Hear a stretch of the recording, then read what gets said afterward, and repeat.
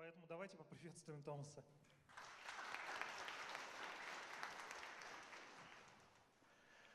Hi everybody.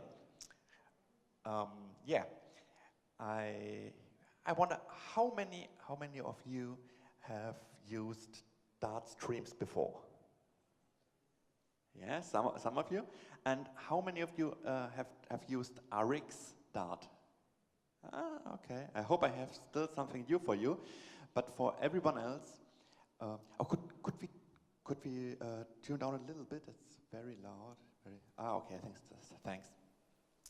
Yeah, Rx and Streams. Streams are an amazing concept. If you want to have a connection between two places in your app and push data from one point to the other, Streams are the right tool for it.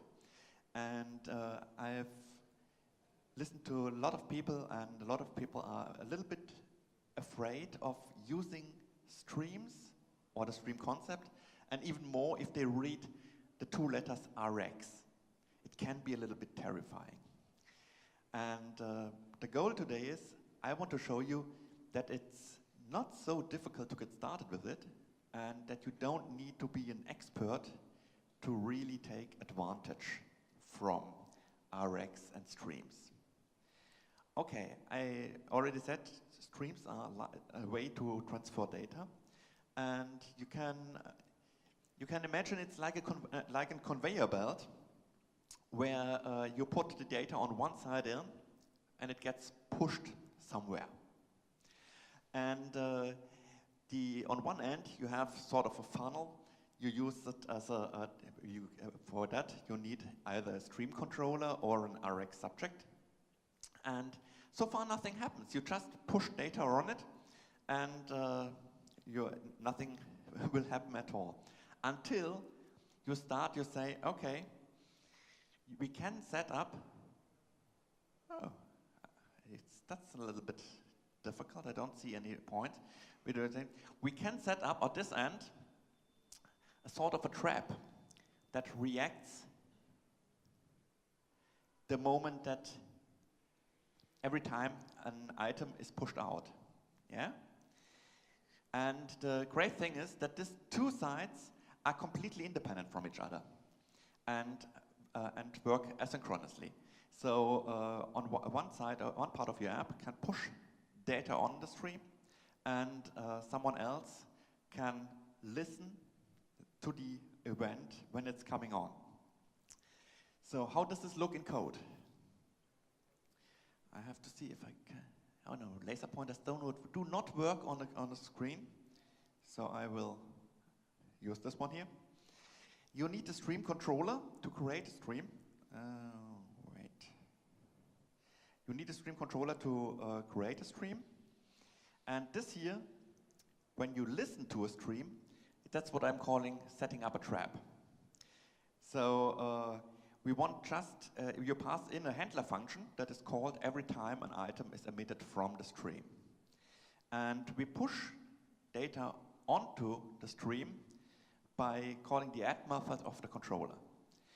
It's interesting to note, we are type safe, so a stream always transports only one type of data.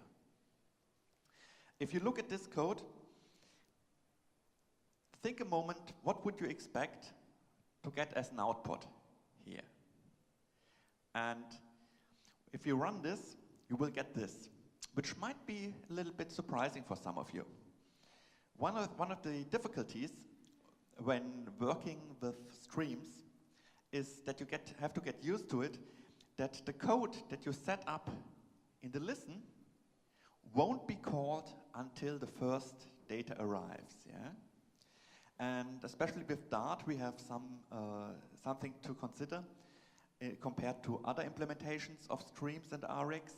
That is, Dart is single-threaded, which means, or that's the reason why we don't get the first item after the add. We get first the 3 and the 4 output, and only when I do a future delayed, I give the application loop the chance to handle the stream controllers. In a real application, especially, for example, if you have a Flutter application, you won't notice that because in your application, in your event loop, the app is always waiting for a moment, so there's always time to handle the stream handler functions. What's important is, the moment you set up, you start listening on a stream, this takes resources. So you have to free this subscription, it's called, when you listen to it. You have to free this afterwards. It's by canceling a subscription. Now, and it's not only about freeing resources, it's also that after you cancel a subscription, even if you push more items onto the stream, nothing will call your handler function. So if you look here, we have we push 3 items. We give the stream the chance to react. Then we cancel the subscription, push 1 more item, and give the stream again time. But we only will receive this as an output because we canceled it after the 3rd item.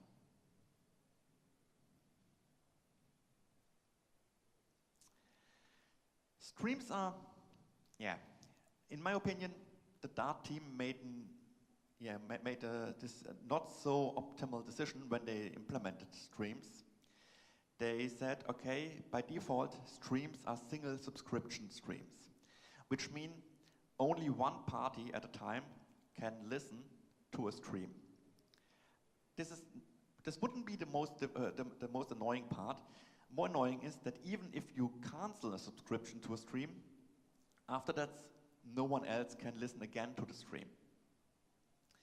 So most of the time, you will create not a standard stream, but a broadcast stream. Broadcast streams don't have these limitations. You can create them either by calling the factory constructor broadcast, or you can at any time convert a stream to a broadcast stream.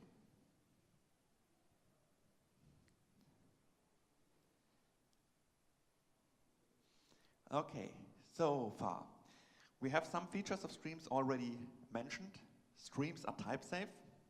They are asynchronous, which is very nice for any UI part of an app, so that you don't block an UI if, for example, a handler function for a button will push data onto a stream. The UI can continue working and then react in the listening function. Then stream subscription can be made even in a constructor, and this is very handy. Because if you have an asynchronous API, for example, you have node and you would use an await for this, you can't use this in a constructor. Yeah? You always have to use an async function for this. A stream subscription can be set up in constructor, which is quite common. So if you have a class, you set up all your traps, all your listening functions to the streams in a constructor, and they will handled and already will handled when the app is continuing running. And this is also one of the powerful things. You can convert any async function into a stream, which means the async function will be called, it will wait for the result, and as soon as the result is received, it will push onto the stream that is returned. Why would you do this? We will see in a minute that streams offer a lot of data processing functions that you then can use directly on the result of an asynchronous function, like an REST API call, for example. So where does RxDart fit in? Rx stands for Reactive Extensions, was invented already in 2010 by Microsoft. And the interesting thing is that it went mostly unnoticed in the Microsoft ecosystem.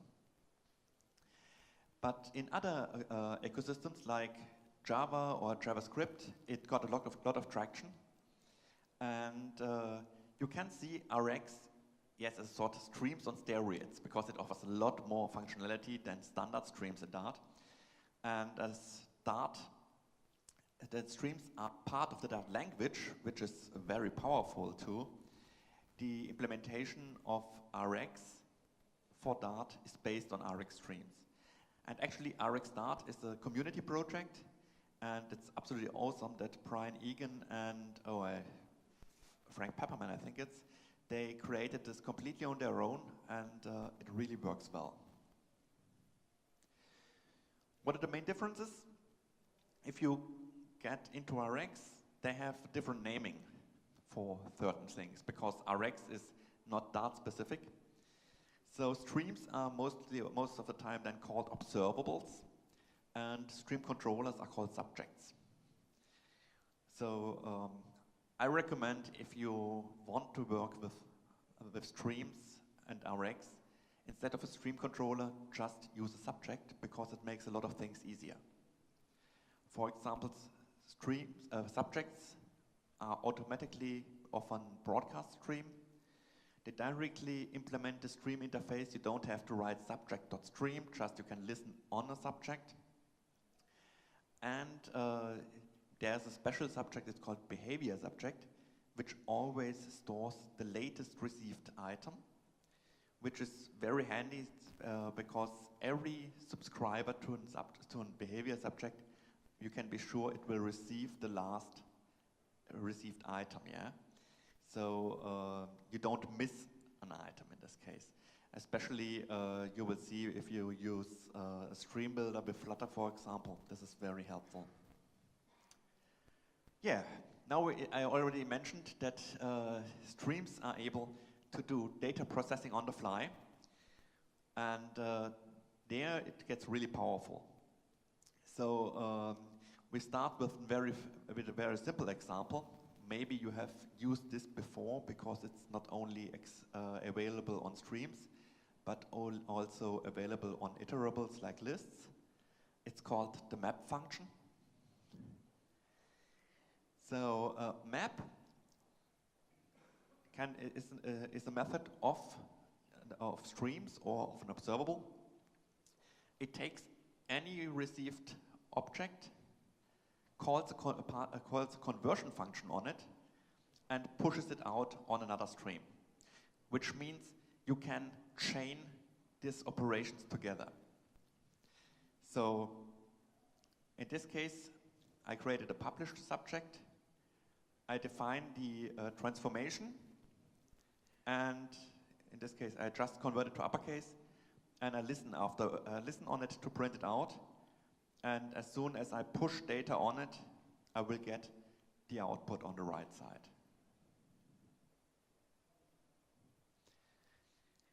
But we can even be more powerful with this, because we are able to convert while passing through a map function. We can convert one data type to another, for example. Like here, in a simple example, I wrap one object into another. And in the next example will be a pretty common real-world application. If you receive data from a REST API call, typically it's a JSON stream. And here we assume an API that will return us a user object.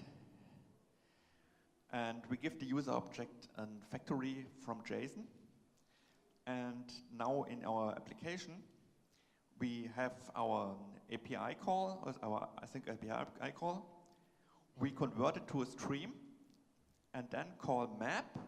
As you see, it's strongly typed. We provide a type, the resulting type of the map. In the handler function, we call the user from JSON, and from here on, we deal with user objects that can again be passed to other stream processing functions. And we listen and do a print out, for example, here. And if you compare how this looks on using the stream version compared to the an iterable version with await, at least for my opinion, if you get a little bit used to reading this sort of code, it is very straightforward because you just follow the flow. You see, okay, it gets converted to a stream. It does a map, so you automatically realize, okay, it's a map. It will convert the object to some other object, and then you listen to it. If I have to understand what this part of code does, it's more difficult to understand, and it's not so concise that you just can follow the flow of the data. I guess you already heard something about Flutter this morning so far. So you know what a widget is, and that Flutter screens are composed of widgets, and also that Flutter has a way to update its UI on a reactive way. That means every time the data is updated, there's new data, the UI is redrawn. This actually matches very nicely the idea of a stream where I put on data and then react on another side. And for this, the Flutter team provided a special widget. It's called a Stream Builder widget. Again, strongly typed, we provide which sort of stream do we expect. For example, here I expect a list of objects that have weather data, for example. And I pass to this Stream Builder a stream. In this case, it's a stream that is on in my model. The stream is called new weather events. And I pass in a builder function that will be called every time this stream emits a new data package. I have to check if the package has valid data. If not, I just return a text with information there are no items, and otherwise I return a list view with the data, with the latest data from the stream. And what's really nice about this is that on each update on data of the stream, only this builder function is called. So if you imagine on a UI of an application, you want to update only the upper right area, for example, you wrap this part in the stream builder, and every time new data arrives, only this part is updated. The rest of the screen is not redrawn, which makes it extremely powerful.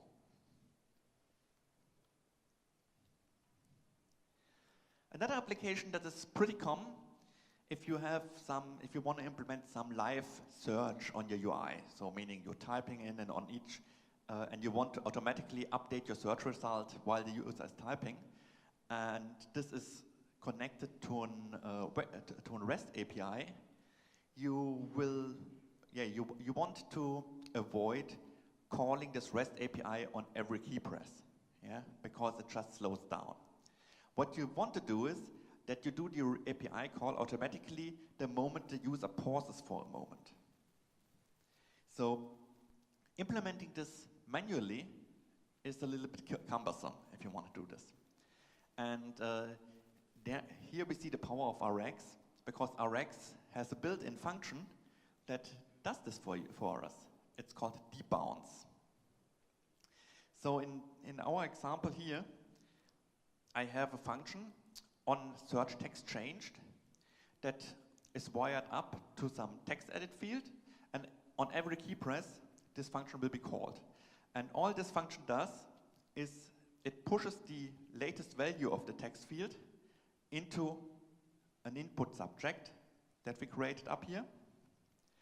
And in our constructor of this model class, we set up the processing function for this. We say input subject debounce, and we give the duration, how much time the user, the last input has to have a pause before data is pushed further down the processing pipeline.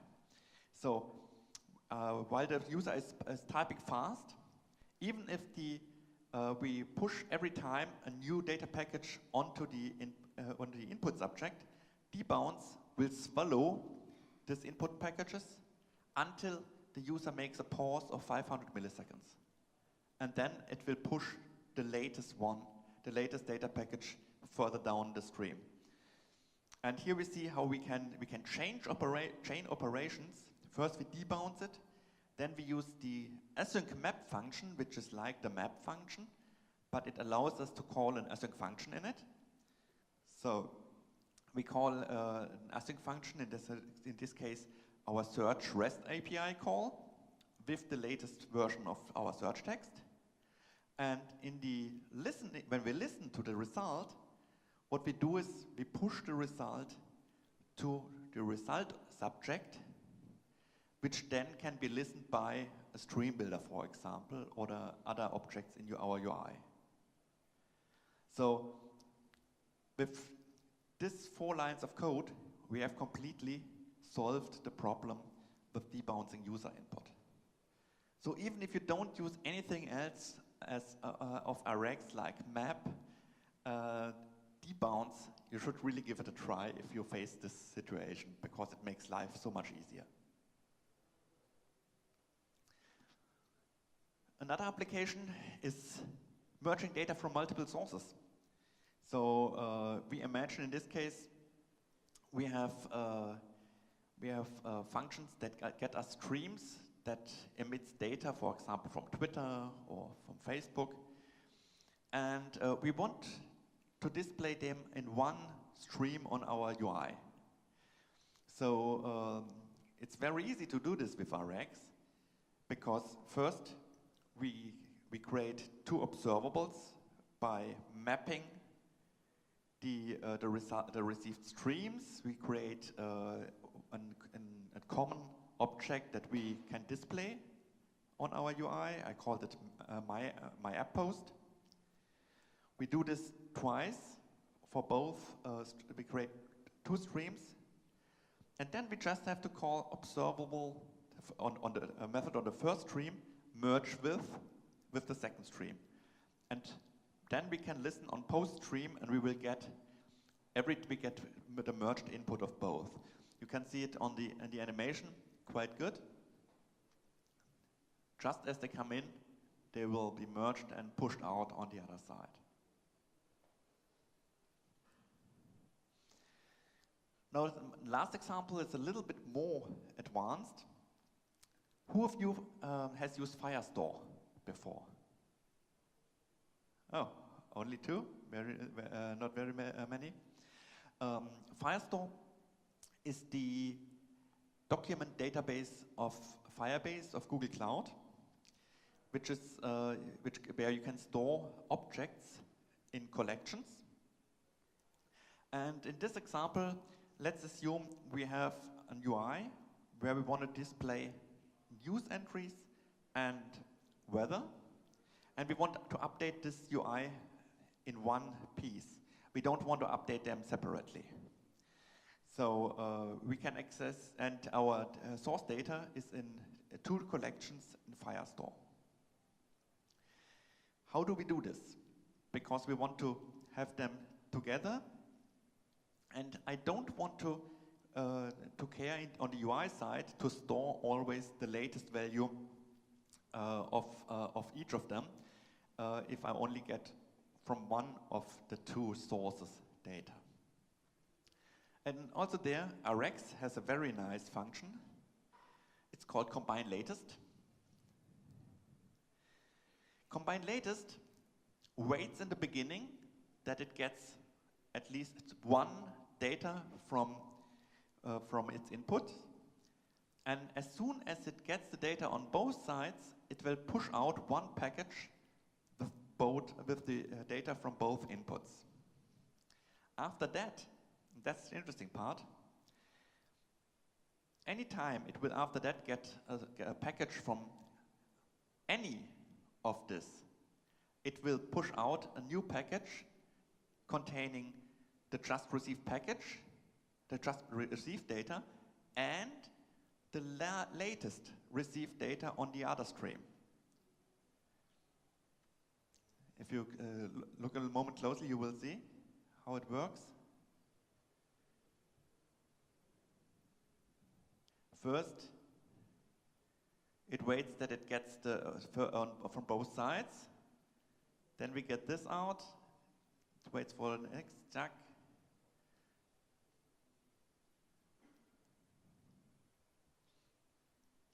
And this is what we will use here. Because every collection on Firestore has a stream interface that will get push out the data each time the collection is updated. So if we look at this at code, I defined here for the weather and for the news two classes. Both have a factory function from JSON.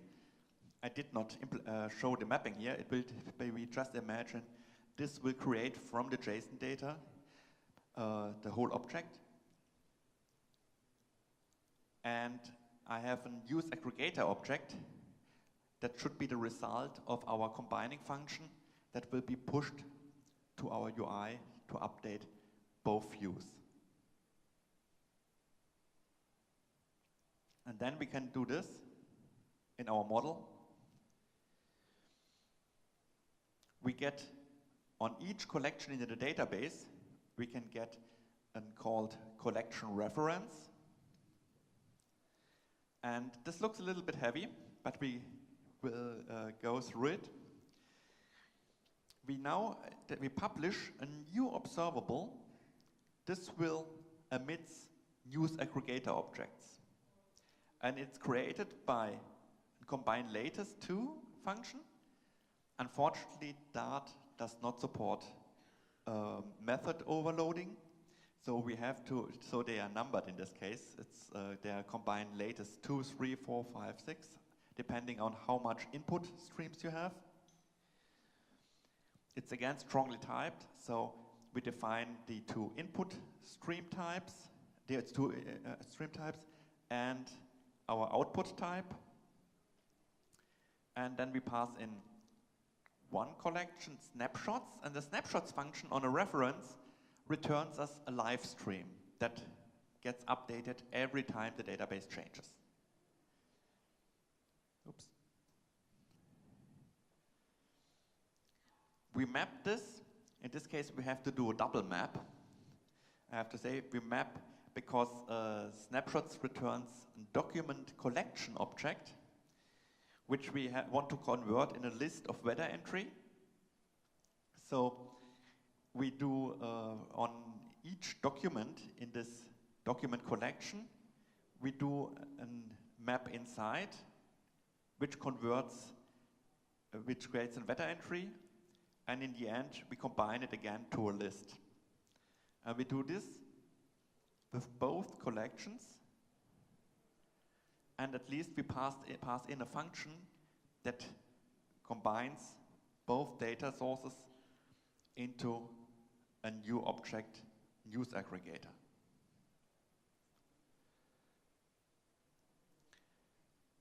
This could be written a little bit easier in that we create first both that we first create observables already with map data. But I just wanted to show how concise you can write this sort of code.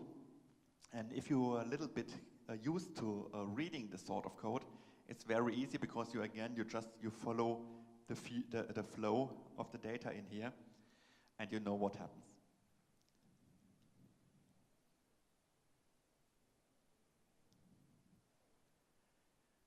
Yeah, streams observables. It's a way of expressing very concise, in very short, little code what you want to do, which makes it easy to maintain. If you want to give it a try, don't be afraid of this complex last example. Yeah, just start with some basic operators like the map function and debounce, for example. And especially if you want to use Flutter and want to avoid that too much of your UI is rebuilt, have a look at the Stream Builder. It's one of the best widgets inside Flutter. And most importantly, yeah, you don't have to be an Rx wizard to take advantage of it. Honestly, I'm not really an Rx wizard. There are other who are way more experienced with Rx, but I don't want to miss it in my daily work. if you want to do a little recap on what I told today, visit my blog. I have 2 posts that go into details of streams and also on give a very easy introduction to Rx. And if you got hooked on Rx, I recommend visiting the 2 other resources, the ReactiveX.io and Intro to Rx, where you can find a lot of data on all the amazing functions that Rx offers. I only really showed you very, very little of it. Okay, questions?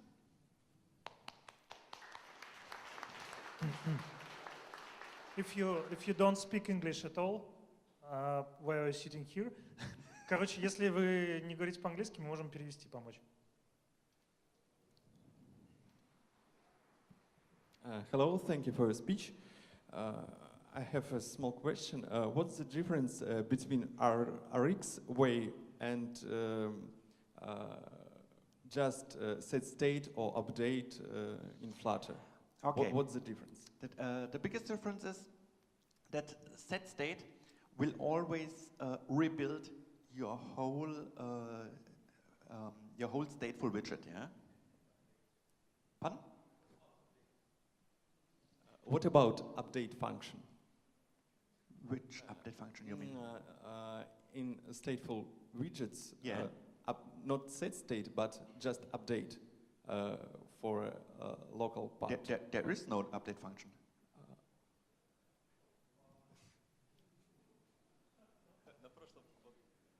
Okay, maybe we can ask this question after the talk. Afterwards, yeah. If you found one, I would be happy. I haven't seen it yet. Yeah. Okay, thank you for the speech. I want to ask about debugging. For example, could I take the snapshot of all the streams that are in the runtime now and see what was their state at some moment? And for example, could I see the history of their states changing? Yeah. Move forward and backward? No.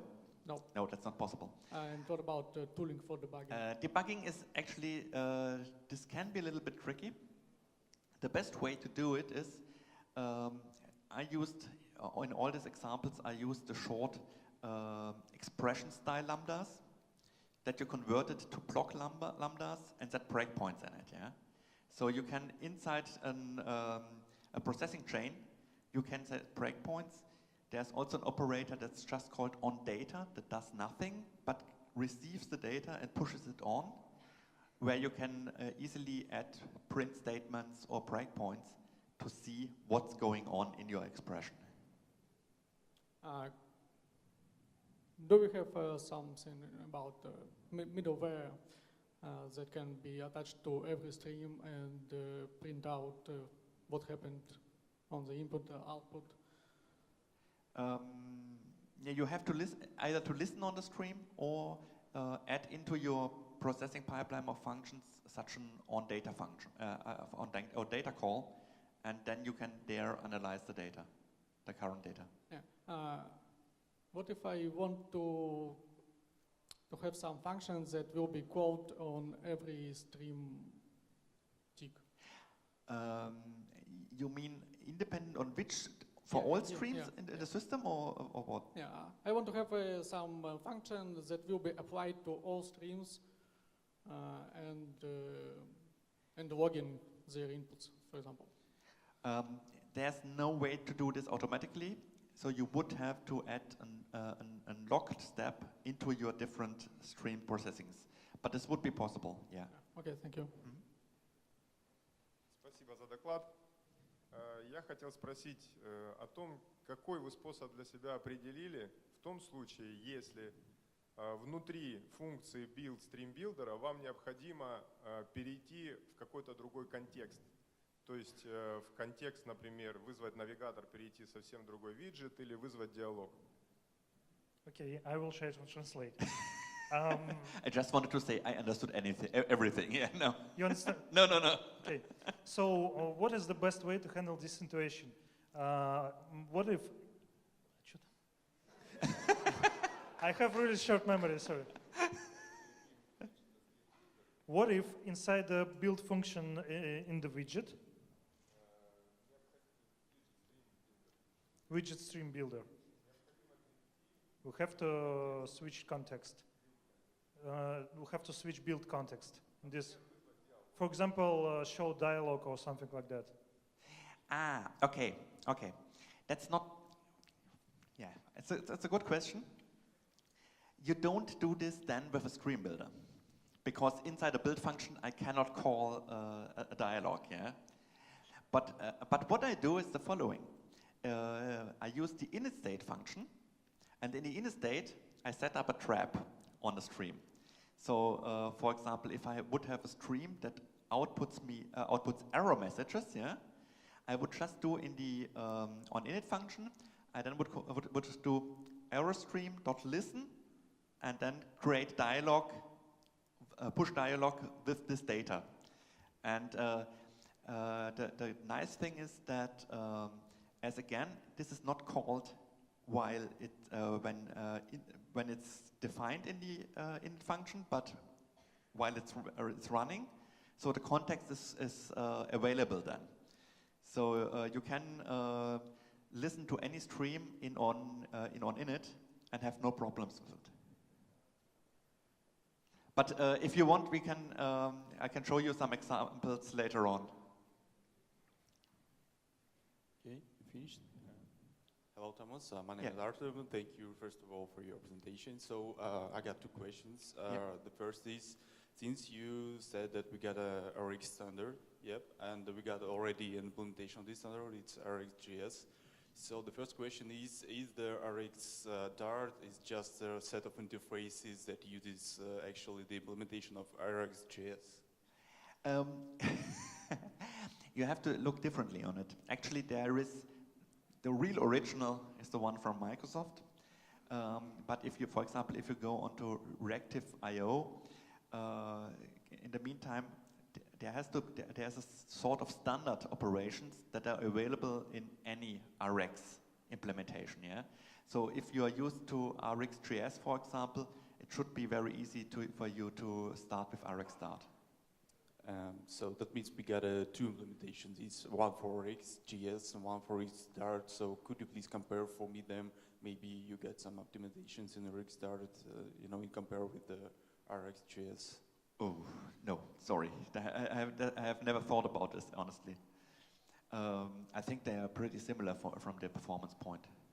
And why should we just implement the new stuff for RxDart instead of just having just interfaces for RxJS? This really depends. Okay, but I mean, actually, this boils down to the question: why should I use Dart? At the end, because if I decide I want to use Dart in for my project, then I can't use RxJS. Okay. And also, the thing is that streams are integral part of the language in Dart. Yeah, so it's not some library that's the base for it, but it's really integral part of the language. Okay. Okay. Thank you. Okay, we don't have time for another question, but you can always catch Thomas in the discussion zone over there. And thank you very much for your talk. Thanks a lot.